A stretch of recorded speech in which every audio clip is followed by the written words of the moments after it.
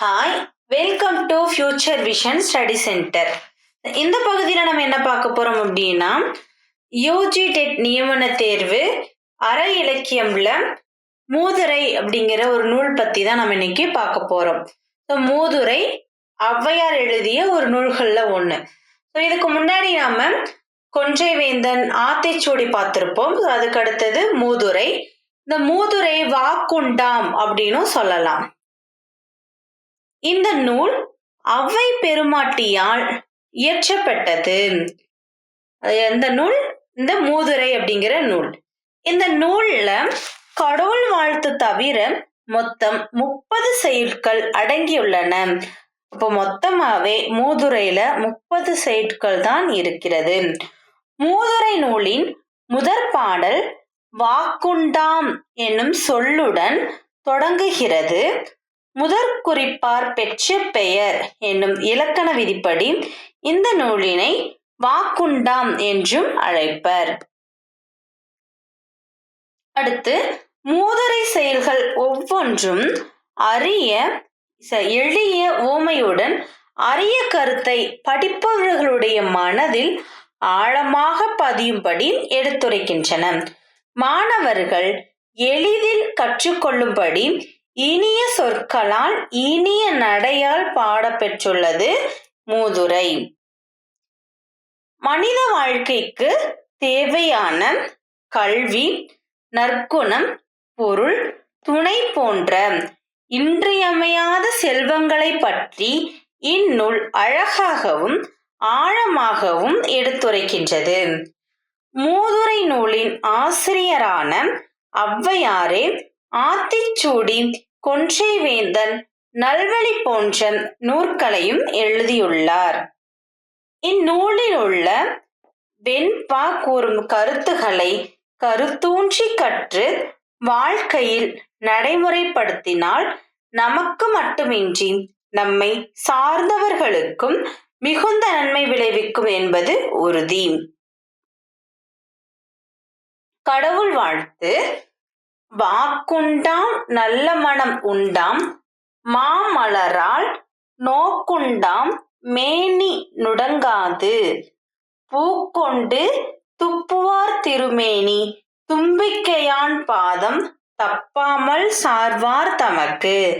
அதாவது தினமும் மலர் கொண்டு சிவந்த திருவுடலை கொண்ட விநாயக பெருமானின் திருவடிகளை வணங்குபவருக்கு சொல்வன்மை, நற்சிந்தனை, செந்தாமரை மலரில் வீற்றிருக்கும் திருமகள் அருட்பார்வை யாவும் கிடைக்கும்.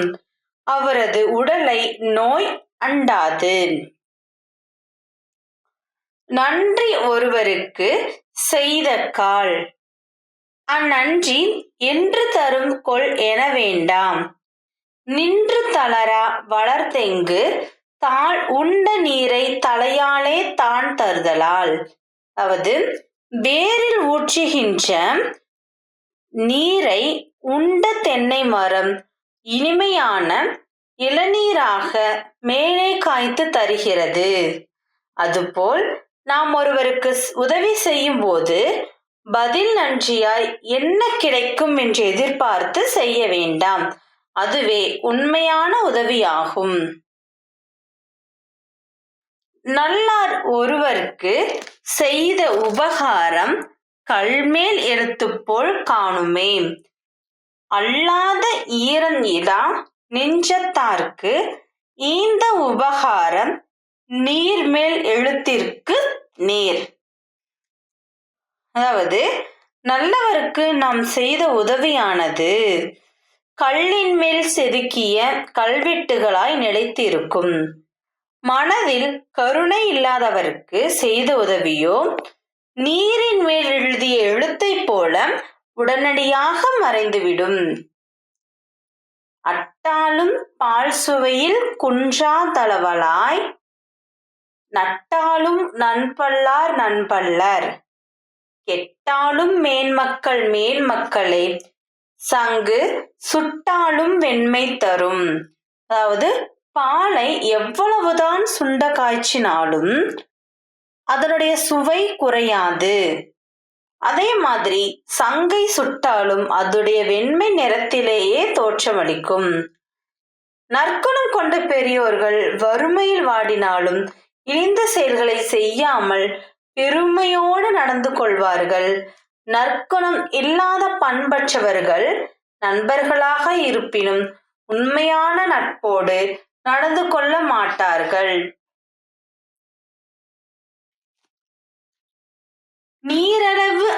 நீரளவே ஆகுமாம் நீராம்பல், தான் கற்ற நூலளவே ஆகுமாம் நுண்ணறிவு, மேலை தவத்தளவே ஆகுமாம் தான் பெற்ற செல்வம், குலத்தளவே ஆகுமாம் குணம். அதாவது ஒரு குளத்துல நீர் நிற்கின்ற அளவுக்கு அதில் உள்ள ஆம்பல் மலர் வளர்ந்து காணப்படும். அதுபோல ஒருவன் தான் படித்த நூற்களின் அளவே நுட்ப அறிவை பெற்றிருப்பான். ஒருவன் தன் முற்பிறவியில் செய்த புண்ணியத்தின் அளவிலேயே இப்பிறவியில் செல்வம் பெற்று விளங்குவான். அவன் பிறந்த குடும்பத்தின் பெருமையின் அளவிலேயே அவனது நற்குணத்தின் அளவும் அமைந்திருக்கும். நல்லாரை காண்பதுவும் நன்றே, நலமிக்க நல்லார் சொல் கேட்பதுவும் நன்றே, நல்லார் குணங்கள் உரைப்பதுவும் நன்றே, அவரோடு இணங்கி இருப்பதுவும் நன்று. அதாவது நற்குணங்கள் உடையவரை காண்பது நன்மை தரும். அவர்களின் நல்ல அறிவுரைகளை கேட்டு அதன்படி நடப்பதும் நன்மை தரும். நல்லவர்களின் நற்பண்புகளை பற்றி பிறரிடம் பேசுவதும் நன்மை தரும். அவர்களோடு சேர்ந்து நட்பு கொள்வதும் நன்மையை தருவதாகும். தீயாரை காண்பதுவும் தீதே, திருவுற்ற தீயார் சொல் கேட்பதுவும் தீதே, தீயார் குணங்கள் உரைப்பதுவும் தீதே, அவரோடு இணங்கி இருப்பதுவும் தீதே. அதாவது தீய குணங்கள் கொண்டவரை பார்த்தாலும் தீமை உண்டாகும். அவர்களின் தீய சொற்களை கேட்டு அதன்படி நடந்தாலும் தீமை உண்டாகும். தீயவர்களின் தீய குணங்களை பற்றி பிறரிடம் பேசுவது கூட தீமையை தரும். தீயவர்களோடு சேர்ந்து பழகுவதும் ஒருவருக்கு தீமையே உண்டாகும். நெல்லுக்கு இறைத்த நீர் வாய்க்கால் வழி ஓடி, புல்லுக்கும் ஆங்கே பொசியுமாம். தொல்லுலகில் நல்லார் ஒருவர் உளரேல் அவர் பொருட்டு எல்லாருக்கும் பெய்யும் மழை. அதாவது நெற்பயிருக்கு பாய்ச்சுகின்ற நீரானது வாய்க்கால் வழியாக ஓடி அங்க இருக்கக்கூடிய புல்லுக்கும் பயன்படுகிறது. அதுபோல இந்த உலகில் நல்லவர் ஒருவர் வாழ்ந்தால் அவரை வாழ வைக்க பெய்யும் மழையானது ஏனைய எல்லோரையும் வாழ வைக்கும். பண்டு முளைப்பது அரிசியே ஆனாலும் விண்டு உமி போனால் முளையாதாம். கொண்ட பேராற்றல் உடையார்க்கும் ஆகாது அளவு இன்றி ஏற்ற கருமம் செயல். அதாவது நெல்லை முதல்ல விதைத்த போது அதில் முளைத்து வளர்ந்தது அரிசிதான் என்றாலுமே அதோடு சேர்ந்திருக்கக்கூடிய உமி நீங்கிவிட்டால் அந்த நெல்லானது முளைக்காது. அதுபோல திறமை முகுந்தவர் என்றாலும் தக்க துணைவர் இல்லாமல் அவர் செய்யும் செயலை சிறப்பாக செய்து முடிக்க இயலாது. கவையாகி கொம்பாகி காட்டகத்தே நிற்கும் அவையல்ல நல்ல மரங்கள்.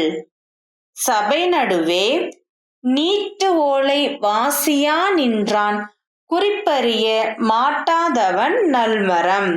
அதாவது காட்டுல கிளை விரித்து பல கொம்புகளுடன் நிற்கக்கூடிய உயர்ந்த மரங்களை நல்ல மரங்கள் அப்படின்னு கூற முடியாது. கற்றவர்கள் கூடியுள்ள சபையில் தரப்பட்ட ஓலையை படிக்க அறியாதவனும் அவை கூறும் குறிப்புகளை உணர்ந்து கொள்ள இயலாமல் நிற்பவனும் நல்ல மரத்திற்கு ஒப்பாவான். நல்ல மரம் அப்படின்னா காட்டில் உள்ள மரத்தை விட கீழானவன் என்ற பொருள். காண மயிலாட கண்டிருந்த வான்கோழி தானும் மதுவாக பாவித்து தானும் தன் பொல்லா சிறகை விரித்து ஆடினாள் போலுமே கல்லாதான் கற்ற கவி. அதாவது காட்டுல இருக்கக்கூடிய மயிலானது தன்னுடைய தோகையை விரித்து ஆடுவதை பார்த்த வான்கோழி தன்னையுமே மயிலாக நினைத்து தன் அழகற்ற சிறகை விரித்து ஆடுவது ஏளனத்திற்குரியது. அதுபோல கல்வி அறிவு இல்லாதவர் பிற கவிஞர்களின் கவிதைகளை படித்து பொருள் கூறுவதும் தான் கவிதைகள் இயற்ற முற்படுவதும் ஏளனத்திற்குரியதே ஆகும். வேங்கை வரிப்புளிப்பு நோய் தீர்த்த விடகோர்காரி ஆங்கதனுக்காகாரம் ஆனால் போல் பாங்கரியாய் புல்லறிவாளருக்கு செய்து உபகாரம் கல்லின் மேல் இட்ட காலம். அதாவது உடல்ல நஞ்சு ஏறி நோயுற்று கிடந்த வேங்கை புலியின் நோயை குணமாக்கிய வைத்தியன் அந்த புலிக்கு இரையானது போலத்தான் நஞ்சிகெட்ட தீய சிந்தனை உடையவருக்கு நாம் செய்த உதவியும் ஆகும். அந்த உதவி கல்லின் மேல் எறியப்பட்ட மண் பாத்திரம் போல நொறுங்கி அழிந்து போகும். அற்ற குலத்தின் அருநீர் பறவை போல் உற்றுழி தீர்வார் உறவல்லர். அக்குளத்தில் கொட்டியும் ஆம்பலும் நெய்தலும் போலவே ஒட்டி உருவார் உறவு. அதாவது குளத்தில் நீர் இருந்த வரையில் அதில் வசித்து வந்த பறவை நீர் வற்றி போய்விட்டால் அக்குளத்தை விட்டு போய்விடும். அதுபோல ஒருவரிடம் செல்வம் உள்ள வரையில் உதவியாளர்களாக நடித்தவர்கள் அவன் வறுமை நிலை அடைந்து விட்டால் விலகி போய் விடுவார்கள். கொட்டிய ஆம்பல் நெய்தல் போன்ற கொடிமலர்கள் குளத்தில் நீர் இருந்த போது மகிழ்ந்தும் வற்றிய போது தானும் வாடி குளத்தை பிரியாமல் இருக்கும். அதுபோல ஒருவரது நல்ல உறவினர் அவரது வறுமை நிலையிலும் அவரை பிரியாமல் இருப்பார்கள். ஆழாமுக்கி முகக்கினும் ஆழ்கடல் நீர்நாளி முகவாது நாள் நாடி தோழி நிதியும் கணவனும் நேர்படினும் தம் தம் விதியின் பயனே பயன். அதாவது ஆழமான பெரிய கடலில் ஒரு நாழியை எவ்வளவுதான் ஆழமாக அமுக்கி முகத்தாலும் அது 4 நாழி நீரை கொள்ளாது. அதுபோல பெண்ணிற்கு நிறைந்த செல்வமும் நல்ல கணவனும் வாய்த்தால் கூட அவள் விதிப்படியே முற்பிறவி பாவ புண்ணியங்களை பொறுத்தே நன்மைகள் நிகழும். உடன் பிறந்தார் சுற்றத்தார் என்றிருக்க வேண்டாம். உடன் பிறந்தே கொள்ளும் வியாதி உடன் பிறவா மாமலையில் உள்ள மருந்தே பிணி தீர்க்கும். அம்மருந்து போல்வரும் உண்டு. அதாவது ஒருவருடைய உடலில் உருவான நோயானது அந்த உடலை கொன்றுவிடும். ஆனால் தொலைவில் உள்ள மலையில் உருவாகக்கூடிய மூலிகையோ உடல் நோயை குணமாக்கும். அதுபோல உடன் பிறந்தவர்களால் தான் உறவினர் என்று நினைக்க கூடாது. தக்க நேரத்தில் உதவி செய்யக்கூடிய அயலாரும் நம் உறவினர்கள் போன்றவர்களே ஆவர். மன்னனும் மாசற கற்றோனும் சீர்தூக்கின். மன்னனில் கற்றோன் சிறப்புடையோன் மன்னர்க்கு தன் தேசம் அல்லால் சிறப்பில்லை கற்றோருக்கு சென்ற இடமெல்லாம் சிறப்பு. அதாவது ஒரு நாட்டினுடைய அரசனையும் சந்தேகமற கற்ற அறிந்தவனையும் ஒப்பிட்டு பார்த்தோம் அப்படின்னா கற்றவனே அதிக பெருமையை உடையவன். காரணம் என்னன்னா அரசனுக்கு அவனது நாட்டின் மட்டும்தான் மரியாதை உண்டு. ஆனால் கற்றவனுக்கோ அவன் செல்கின்ற தேசங்களில் எல்லாம் மரியாதை கிடைக்கும்.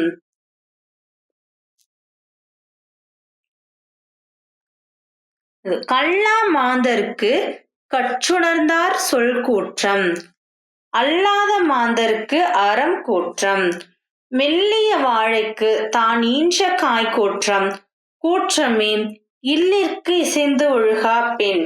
அதாவது கல்வி அறிவில்லாதவர்க்கு நல்ல நூல்களை கற்று உணர்ந்தவர் கூறும் அறிவுரைகள் எமனை போன்ற துன்பம் தரும்.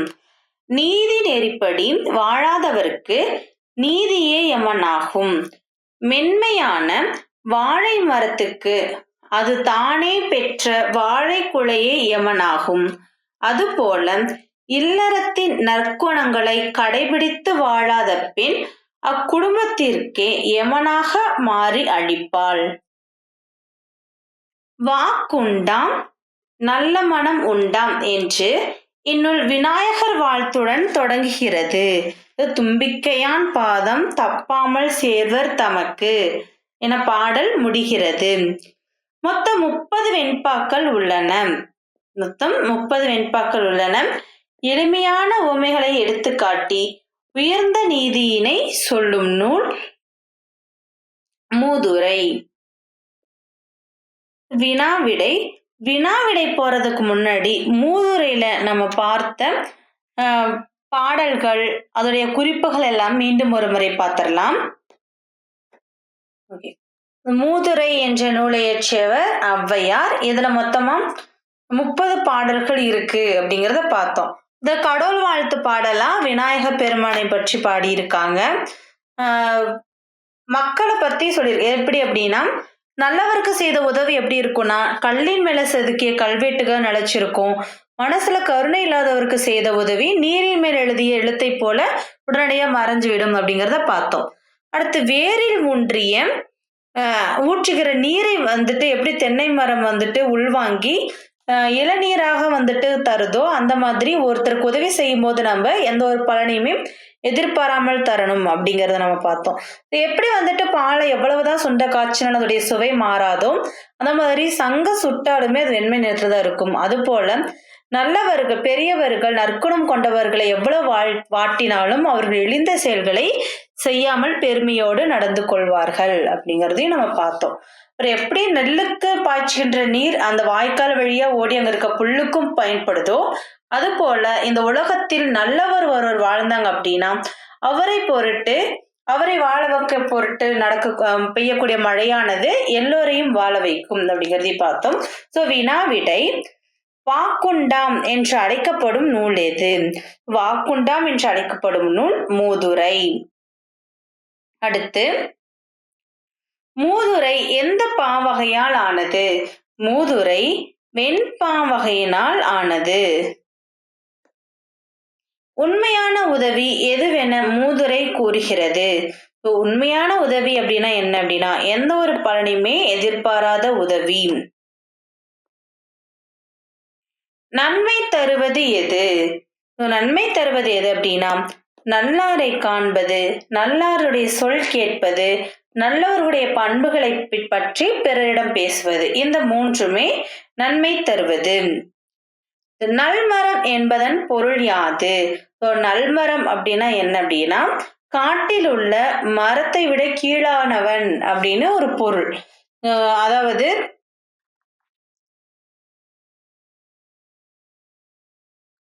ஒரு பாடல் கொடுத்திருந்தாங்க மூதுரை. கவையாகி கொம்பாகி காட்டகத்தை நிற்கும் அவையல்ல நல்ல மரங்கள் சபை நடுவே நீட்டுவலை வாசியா நின்றான் குறிப்பறிய மாட்டாதவன் நன்மரம். அதாவது காட்டுல கிளை விரிச்சு இருக்கக்கூடிய மரம் தான் பெரிய மரம் கிடையாது. அந்த ஒரு சபையில படிக்க தெரியல அப்படின்னா அவன் காட்டில் உள்ள மரங்களுக்கும் கீழானவன் அப்படிங்கிறது. அதுதான் நல் மரம் அப்படின்னா அவனை இப்படி குறிப்பா பஞ்ச புகழ்ச்சியா சொல்றாங்க. இதை தொடர்ந்து நம்ம பார்க்கக்கூடிய நூல் நல்வழி. நல்வழியுடைய ஆசிரியரும் ஔவையார். பாலும் தெளிதேனும் பாகும் பருப்பும் இவை நாளும் கழுந்துனக்கு நான் தருவேன் கோலம் செய் துங்க கரிமுகத்து தூமணியே நீ எனக்கு சங்கத்தமிழ் மூன்றும் தா அப்படிங்கிற ஒரு விநாயகர் வாழ்த்துடன் தொடங்குகிறது நல்வழி. மொத்தம் இதுல 40 வெண்பாக்கள் உள்ளது. நல்வழி அப்படிங்கிற நூல் தமிழ் புலமையில் சிறந்த ஔவையாரால இயற்றப்பட்டது. இந்த உலக மக்களுக்கு நன்மை தரும் வழிகளை எடுத்து கூறுறதுனால இந்த நூல் நல்வழி என்னும் பெயர் பெற்றது. 40 வெண்பாக்களால் அமைய பெற்ற இந்த நூல்ல நற்கருத்துக்களை விட ஞானம் மோட்சம் பற்றிய கருத்துகள் அதிகமா இருக்கு. இந்த உலக வாழ்வுடைய நிலையாமை, விதி, பரம்பொருள் முதலிய மறுமை போற்றுதற்குரிய கருத்துகள் இதுல அதிகமா எடுத்துரைக்கப்பட்டிருக்கு. தமிழ் இலக்கியத்தில் கூறப்படக்கூடிய ஔவையார் மூவர்ல இந்த நூலுடைய ஆசிரியர் பிற்காலத்தவர் என்பது தமிழறிஞருடைய கருத்தா இருக்கு. இவர் நல்வழி தவிர ஆத்திச்சூடி, கொன்றை வேந்தன், மூதுரை போன்ற உலக மாந்தருக்கு தேவையான நற்கருத்துக்கள் அடங்கிய நூல்களையும் இயற்றியிருக்காரு.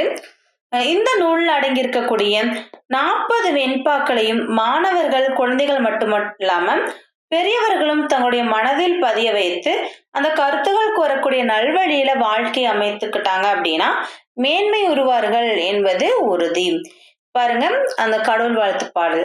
பாலும் தெளிதேனும் பாகும் பருப்பும் இவை நான்கும் கலந்துடக்க நான் தருவேன், கோலம் செய் துங்க கரிமுகத்து தூமணி நீ எனக்கு சங்க தமிழ் மூன்றும் தா. அதாவது அழகிய யானை முகத்தினை கொண்டவனும் தூய மாணிக்கை போன்றவனும் ஆகிய விநாயகப் பெருமானே, பால், சுத்தமான தேன், வெள்ளப்பாகு, பருப்பு கலந்து நான் உனக்கு படைக்கிறேன். இது எல்லாத்தையுமே ஏத்துக்கிட்டு சங்க தமிழாகிய இயல், இசை, நாடகம் என்ற 3 தமிழையும் எனக்கு தந்தருள்வாயாக அப்படிங்கிற மாதிரி கடவுள் வாழ்த்து பாடல் அமைஞ்சிருக்கு. சாதி இரண்டொழிய வேறில்லை சாற்றுங்கால், நீதி வழுவான் நெறிமுறையின் மேதியினில் இட்டார் பெரியார் இடாதார் இடிகுலத்தார் பட்டாங்கில் உள்ளபடி. இதோடைய பொருள் பார்த்தோம் அப்படின்னா, நீதியின் விதிகளை ஆராய்ந்து பார்த்தா இந்த உலகத்துல 2 ஜாதிகளை தவிர வேற எந்த ஒரு ஜாதியுமே இருக்காது. ஒண்ணு எளியவருக்கு கொடுத்து வாழக்கூடிய உயர்ந்த ஜாதி, கொடுக்காதவர் தாழ்ந்த ஜாதி. இதுவே உண்மையும் ஆகும். ஆண்டாண்டு தோறும் அழுது புரண்டாலும் மாண்டார் வருவரோ மானிடத்தில், வேண்டா நமக்கு அது வழியே நாம்பாம் அளவும் எமக்கென்னென்று இட்டுண்டு இரும். அதாவது பல வருடங்கள் நம்ம அழுது அரற்றினாலும் இறந்து போனவர்கள் மீண்டும் உயிர் பெற்று உலகத்திற்கு வருவாங்களா? வரமாட்டாங்க. அதனால நம்ம ஒரு நாள் அவர் போலவே இறந்து போவோம் அப்படிங்கிற உண்மையை உணர்ந்து வாழ்கின்ற காலத்துல பிறருக்கும் உணவளித்து நீங்களும் உண்டு மகிழ்ச்சியாக வாழுங்கள். ஆற்றங்கரையின் மரமும் அரசரிய வீற்றிருந்த வாழ்வும் வீழும் அன்றே, ஏற்ற முழுதுண்டு வாழ்வதற்கு ஒப்பில்லை கண்டீர் பழுதுண்டு வேறோர் பணிக்கு. அதாவது ஆற்றங்கரையில் இருக்கக்கூடிய மரமும் அரசன் அறியும்படி சிறந்த மரியாதையோடு வாழ்ந்த வாழ்க்கையும் ஒரு நாள் அழிந்தே போகும். ஆனால் இந்த உழவு தொழில் செய்து வாழ்வதோ ஈடு இணையற்றது, மற்ற தொழில்கள் எல்லாம் குறையுடையது என்று அறிந்து கொள்க. பெற்றார் பிறந்தார் பெருநாட்டார் பேருலகில் உற்றார் உகந்தார் என வேண்டார் மற்றோர் இரணம் கொடுத்தால் இடுவர் இடாரே சரணம் கொடுத்தாலும் தாம். அதாவது இந்த பெரிய உலகத்துல உலோபியானவர்கள் தன்னுடைய பெற்றோருடன் பிறந்தவர், ஊர் மக்கள், உறவினர்கள், தமக்கு விருப்பமானவர்கள் போன்றோர் தங்களுக்கு அடைக்கலம் கொடுக்கும்படி கேட்டாலும் பிறருக்கு பொருள் ஏதும் கொடுக்க மாட்டாங்க. ஆனால் பிறர் வந்து அடித்து துன்புறுத்தினால் அவர்களுக்கு பயந்து பொருளை கொடுத்து விடுவார்கள். நீரும் நிழலும் நிலம் பொதியும் நெற்கட்டும் பேரும் புகழும் பெருவாழ்வும் ஊரும் வரும் திருவும் வாழ்நாளும் வஞ்சம் இல்லாருக்கு என் தரும் சிவந்தாமரையால் தான். அதாவது மனசுல எந்த ஒரு வஞ்சமுமே இல்லாதவர்களுக்கு செந்தாமரை மல்லல வீற்றிருக்கக்கூடிய திருமகளானவள் நீரும் வீடும் நிலம் நிறைந்த நெல்லும் பெருமையும் புகழும் சிறப்பாக வாழக்கூடிய வாழ்க்கையும் ஊரும் பெரும் செல்வமும் எப்போதும் வழங்கி கொண்டிருப்பாள். ஆன முதலில் அதிகம் செல்வானால் மானம் அழிந்து மதிகெட்டு போன திசை, எல்லாருக்கும் கள்ளனாய் எழுபிறப்பும் தீயனாய் நல்லார்க்கும் பொல்லானாம் நாடு. அதாவது தன்னுடைய வருமானத்திற்கு அதிகமாக செலவு செய்து ஆடம்பரமாக வாழ்பவன் அவமானப்படுவான், புத்தி கெட்டு போவான். அவன் செல்லும் இடங்களில் எல்லாம் திருடன் என்று தூற்றப்படுவான்.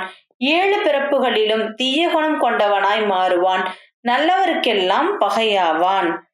மானம் குலம் கல்வி வன்மை அறிவுடைமை தானம் தவம் உயர்ச்சி தாளாண்மை தேனின் கசிவந்த சொல்லியர் மேல் காமுறுதல் பத்தும் பசிவந்திட பறந்துப்போம். அதாவது ஒருவருக்கு பசி அப்படின்னு ஒண்ணு வந்துருச்சுன்னா மானம், குடும்ப பெருமை, கல்வி, வலிமை, நல்லறிவு, கொடைகுணம், மனக்கட்டுப்பாடு, உயர்ந்த நிலை, விடாமுயற்சி, இனிய மொழி கூறக்கூடிய இளமங்கை மீது கொண்ட ஆசை ஆகிய பத்தும் அவரை விட்டு பறந்து போகும். ஒன்றை நினைக்கின் அது ஒழிந்திட்டு ஒன்றாகும் அன்றி அதுவரையினும் வந்தெய்தும் ஒன்றை நினையாத முன்வந்த நிற்பினும் நிற்கும் எனையாலும் ஈசன் செயல். அதாவது ஒரு பொருளை வேண்டும் போது அது கிடைக்காமல் வேறு பொருள் கிடைக்கலாம். வேண்டிய பொருளை கிடைச்சாலும் கிடைக்கலாம். வேண்டி கேட்காத பொருள் எதிர்பாராமல் நமக்கு கிடைத்திடலாம்.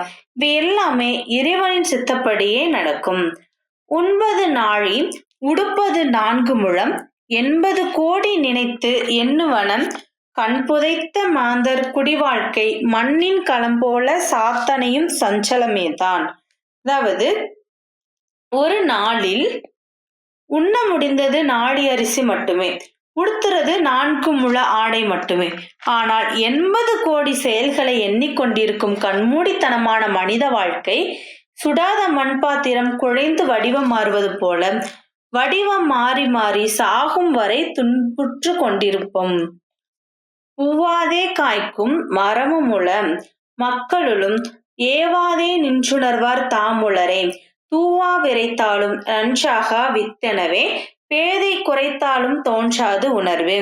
அதாவது பூக்காமலேயே காய்க்கின்ற மரத்தை போல எதையும் சொல்லாமலேயே குறிப்பறைந்து செயல்புரிபவர்கள் இருக்கிறார்கள்.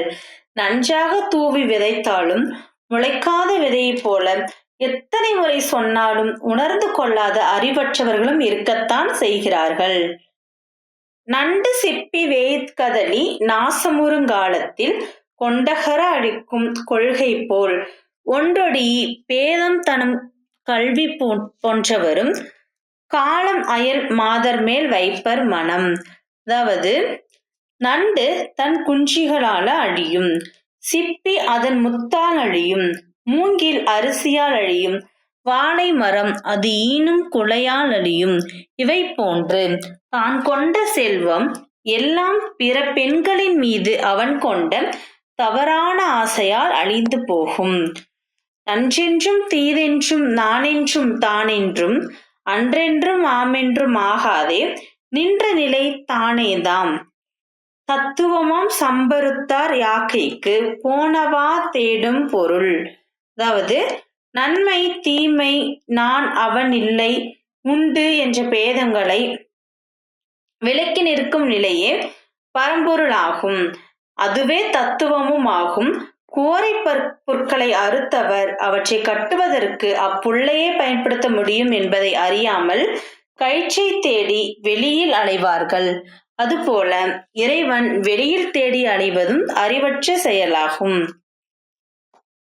தேவர் குரலும் திருநான்மறை முடிவும் மூவர் தமிழும் முனிமொழியும் கோவை திருவாசகமும் திருமூலர் சொல்லும் ஒரு வாசகமும் என்று உணார்.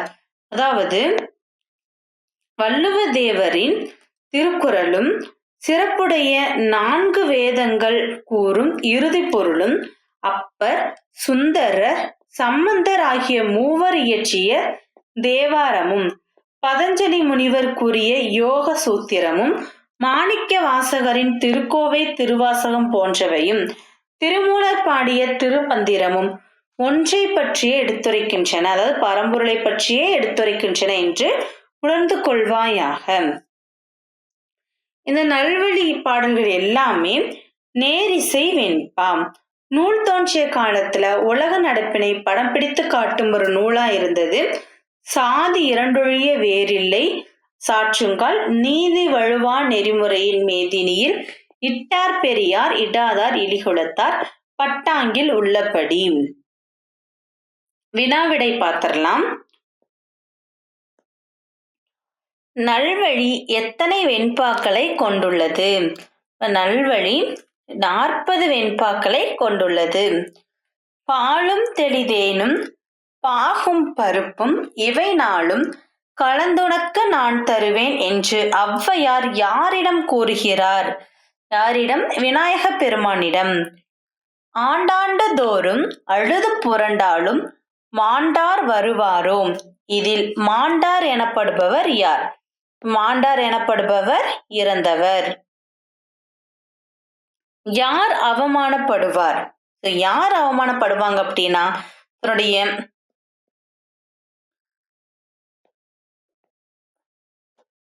வருமானத்திற்கு அதிகமாக செலவு செய்பவன் அவமானப்படுவான்.